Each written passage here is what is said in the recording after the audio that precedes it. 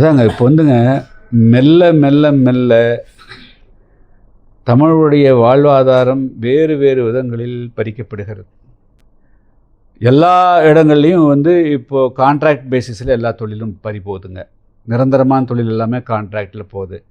இப்போ நீங்கள் சொல்லக்கூடிய மாதிரி துப்புரவு தொழிலுக்கு கான்ட்ராக்ட் கொடுக்குற போது அவங்க வந்து சீப்பாக யார் மலிவாக வர்றாங்களோ அவங்கள வச்சு தான் வேலை வாங்குவாங்க. இப்போ இன்றைக்கி கூட எனக்கு ஒரு தகவல் வந்திருக்குதுங்க. ஓட்டுநர் நடத்துனரும் கூட பேருந்தையும் கூட வந்து ஒப்பந்த இதுக்கு வந்து விட போகிறாங்களாம். அதாவது டிரைவருக்கு வந்து 23,000 ரூபா சம்பளம், நோ லீவ். எப்படிங்க நோ லீவ், 30 நாள் அவன் வேலை செஞ்ச தினம் 700 கணக்கு போட்டு தான் கொடுக்க போகிறாங்க. போகிறது 23,000 அரசாங்கம் கொடுக்கும், 21,000 தான் இவங்க கொடுப்பாங்களாம். கண்டக்டருக்கு வந்து அதே போல் 22,000 சொன்னால் அதில் வந்து 1,000 ரூபாய் எடுத்துகிட்டு 21,000 தான் கையில் கொடுக்க போகிறாங்க, எல்லாம் 700 ரேட்டில். ஸோ இப்படி வந்து ஒரு 40,000 50,000 வாங்கி பணி பாதுகாப்பு, ஒரு வாரத்தில் வந்து ஒரு மாதத்தில் 7 நாள் 4 நாள் லீவு எல்லாம் இருக்கிறதெல்லாம் கம்ப்ளீட்டாக பிடுங்கிட்டு அன்றாடங்காட்சி மாதிரி தினமும் போனால் 700 சம்பளம். அது இன்றைக்கி களை எடுக்கிற பெண்ணுக்கு மம்முட்டி தூக்குனா 900 கிடைக்குது. அதை விட ஒரு படித்தவனை கொண்டு போய் வேலைக்கு தள்ளுறாங்க. ஸோ இப்படி வந்து ஒப்பந்த பணிகள் மூலமாக தமிழ்நாடு போக்குவரத்து கழகத்துலேயும் இதே போல் வந்து ஓட்டுநர் நடத்தின பணிகளையும் வந்து ஏலம் விடுறாங்க. அதே போல் துப்புரவு பணி விடுறாங்க. அதே போல் தனியார் பெரிய நிறுவனங்கள் வந்து 5,000 கோடி 10,000 கோடின்னு அறிவிக்கிறாங்க.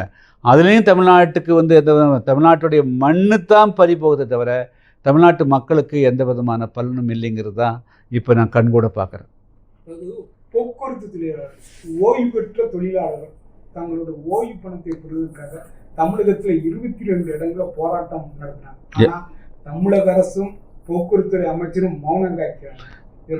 ஏறக்குறைய வந்துங்க போக்குவரத்து தொழிலாளத்திலேருந்து கடந்த 20-30 வருடங்களாக அவரிடத்தில் வந்து பிஎஃப் இதெல்லாம் வசதி ஏறக்குறைய 1 லட்சம் கோடி ரூபாய்க்கு மேலே பல்வேறு வங்கிகளில் டெபாசிட் பண்ணப்பட்டிருக்குதா சொல்லுவோம்.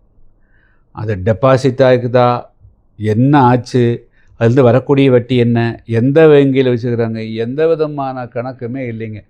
பல பேர் ஓய்வு பெற்று 10 வருடங்கள் 15 வருடங்கள் கொடுத்து கூட தன்னுடைய பிள்ளைகளுக்கு திருமணம் பண்ண முடியல, ஒரு வீடு கட்ட முடியல, எதுவும் பண்ண முடியல.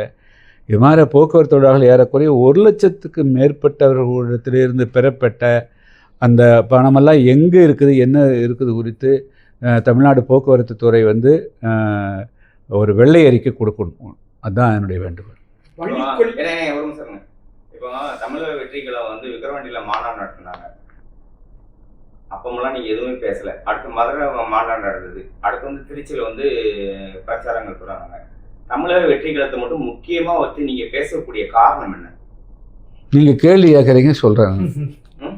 நீங்கள் கேள்வி கேட்குறீங்க. 2026 வெற்றிகளத்தோட கூட்டணி வாய்ப்பு இல்லை. அதாவது பத்திரிகையாளர் கேள்விகள் கேட்கிற போது உங்களை வந்து புறக்கணிக்க முடியாது, நிராகரிக்க முடியாது. உங்களுடைய கேள்விக்கு பதில் சொல்றவங்க அடிப்படையில் பதில் சொல்கிறேன், அவ்வளோதான். சமீபத்தில் தான் நீங்கள்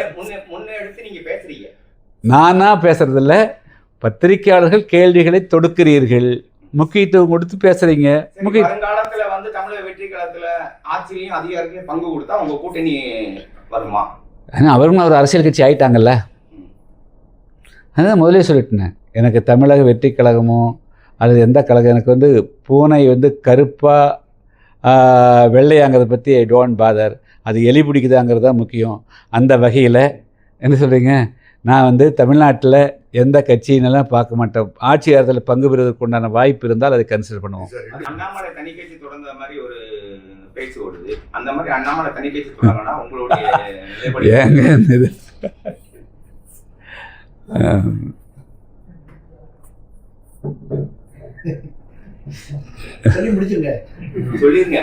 இல்லை, அதுக்கு வேண்டாம்.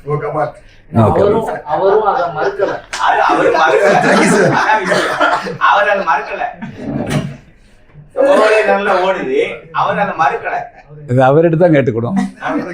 என்னங்க, அவர்கிட்ட தான் நம்ம கேட்டுக்கணும். அதுக்கு நம்ம இது சொல்ல முடியாது.